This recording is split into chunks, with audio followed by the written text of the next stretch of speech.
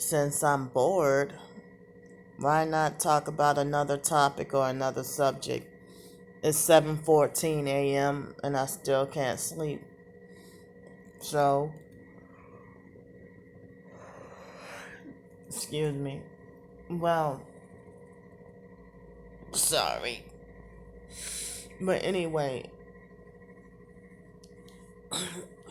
um people like Chris Stokes from who managed B2K, and his partner Taz.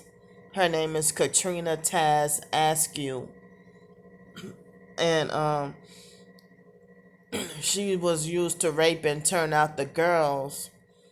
And Chris Stokes was, raping and turning out the boys. And then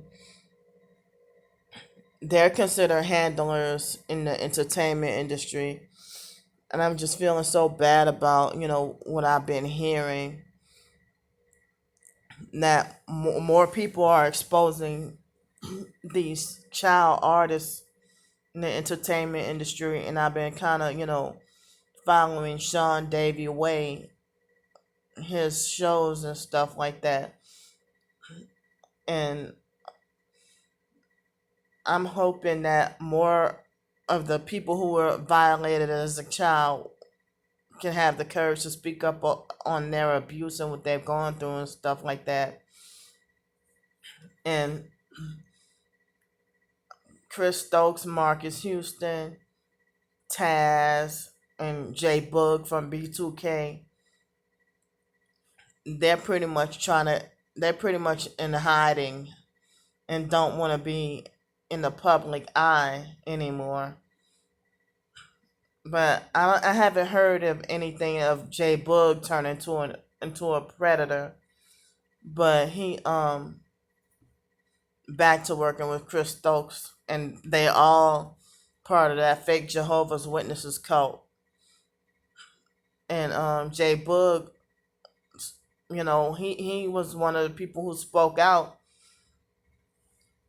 against Chris Stokes. Well, everyone except Omarion has spoke out against Chris Stokes back in 2004 when B2K first broke up.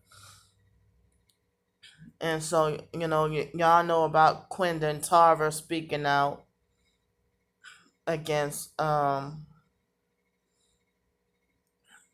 Quentin Tarver spoke out against, the entertain Chris Stokes molesting him and stuff, and spoke out against the entertainment industry. And so also everybody compares, Chris Stokes to R. Kelly. R. Kelly, y'all know he's locked up right now.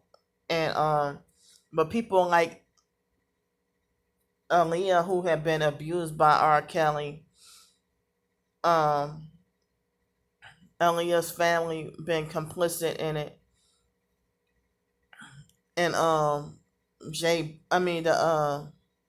B2K members, their families pretty much in hiding as well. Like, they stay away from the public eye. Some of the some of them you can't even some of the family members, you can't even find them on Google. But even people like Aaliyah's family members, they pretty much are, quiet about everything and pretty much in hiding. And Barry Hankerson,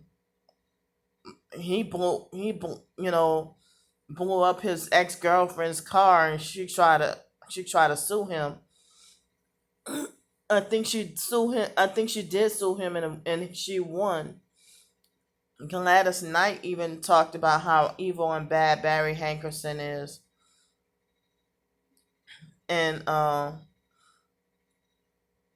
Miss Diane Haughton, Aaliyah's mom, and the brother Rashad Haughton, they're all quiet and in hiding, like Barry Hankerson. They're pretty much quiet and in hiding and stuff like that. I think I heard Rashad lives in Japan, but I could be.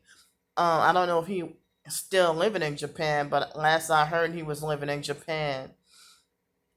So even the B2K members, I heard stories about how they parents fight tooth and nail to try to protect their kids, and then their kids be brainwashed and taken away. But some parents I hear that about, but then other parents I heard that they actually do sell their and traffic their children. And you don't even have to be famous because it goes on in your local neighborhood too. So, um, on my other channel, I did a three-part series talking about Masonic women pimping their daughters, and shucks, men and women. I guess the sons get pimped too, but the boys don't get called fast and derogatory names like whore and everything like that. But they get called a fag and a punk and forced to suffer more in silence than the females. But even the females' voices can't get heard, especially if you're black, because even black people, um, they don't. If you're a black child speaking up against abuse, even other black people will shun you, and you'll get called all kinds of names and get ridiculed and stuff like that, and then they expect you to report it when, even in my personal situation, even as an adult or being sexually assaulted underage, or being raped as an adult, I they want you to report it right away, and when you do, nobody takes you seriously or believe you, or they want to try to reverse everything and try to criminalize you and protect the perpetrator. So yeah, my message for y'all, Masonic hiding handlers, Miss Diane Haughton, um, Barry Hankerson, which is her brother, Rashad Haughton,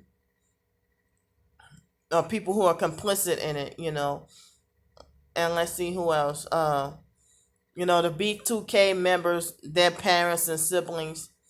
Why y'all hiding? Or even more, Mr. Michael Haughton, he passed away 11 years after Aaliyah died. That ain't a coincidence, because I heard that he knew too much, but I don't even know if it's confirmed that he was blood sacrifice or not. But it's like everything is just sad, and so much stuff being kept secret. And one thing that disappoints me is Raz B from B2K. They try to say that he's wrong for speaking out against what happened to other members and that he should stick to his own truth. But I disagree with that. You want to know why? Because he's basically trying to expose what they do in the entertainment industry, you know. So aside from that, I mean, I'm glad that can of worms is getting open, and I hope surviving Chris Stokes does come to fruition. And also, before I go, I know that we're in the end times and we got to get right with God and trying to better ourselves spiritually, trying to prepare ourselves for heaven, and try to get the oil in our lamp, and hopefully, to try to be the sheep and not the goats, and hopefully be the wheat and not the tares, and try to learn more truth. And I need to tell myself to pray more often, and because instead of just being feeling spiritually defeated. Times are getting scary nowadays, that um you know the stimulus checks come to our bank, but us poor people have no choice but to spend it. But I barely even have that much of anything for prepping and survival. I learned a little. I learned some things about survival and prepping, but I need to go back and refresh my memory. And I also encourage y'all to research and learn about survival and prepping and foraging for wild edibles. And maybe y'all can look up YouTube videos, because the idea of the dollar collapsing and stuff like that, and the idea that we have to find alternative ways to survive when there's no coin laundromat and money will be obsolete. We got to find alternative ways to get our clothes clean or food on the table if you don't want to sell out and become a new world order puppet. And so they would talk about the conspiracy theorists and new world order doomsday preppers, and then the same people panicked for coronavirus. And guess what?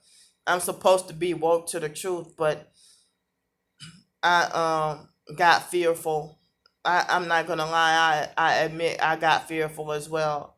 But because of my targeting situation is the reason why I couldn't, and me being homeless is the reason why I had difficulty trying to stay prepped properly. But numerous times, me being targeted when I had to move from someplace, and I had to get rid of so much food that I saved from the food banks that nobody else wanted, and then it was left to go in the dumpster, and I felt sad because that was good food that nobody cared about, that they just let it go to waste. But I wanted to take it with me, but I couldn't because of me ending up homeless or having to move residence and stuff like that. And I never really got to move straight up from one residence to another, except in the late June 2018. That was about the only time that I remember, and then I lived in that place and back in Gretna for 1 month, and then ended up homeless again and been homeless ever since. But even now, even though I'm staying here, I'm still. I mean, it's been tomorrow makes no, the 25th made 2 months since I've been here.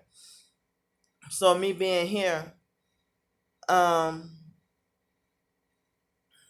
for 2 months already, I still consider myself homeless. You want to know why? Because I don't have a permanent or fixed address, and this place is just temporary. It's not guaranteed.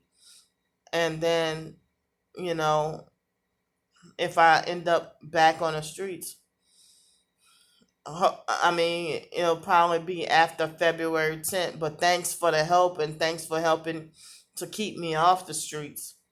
And it's supposed to be rainy again today. But I tried to fill out a food stamp application, but they made it all difficult and complicated. And so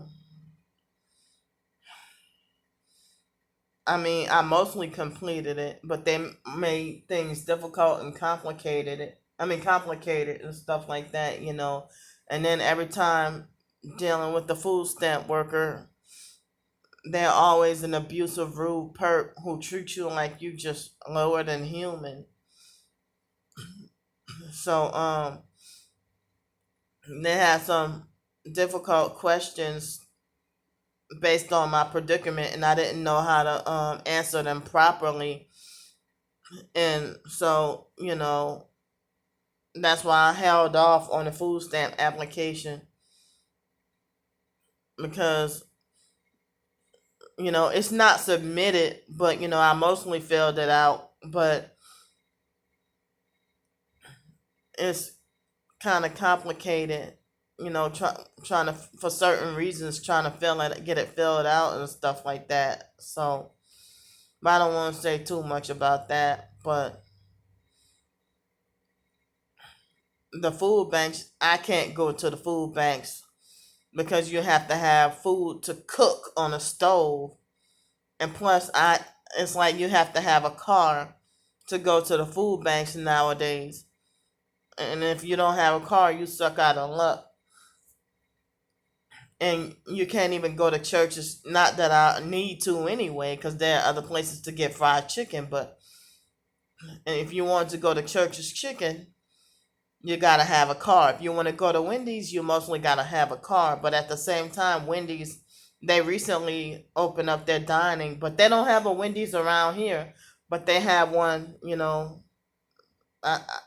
Let's see. I think that's the only Wendy's that I know of here in Pensacola. That's close to PSC campus by the mall and the airport.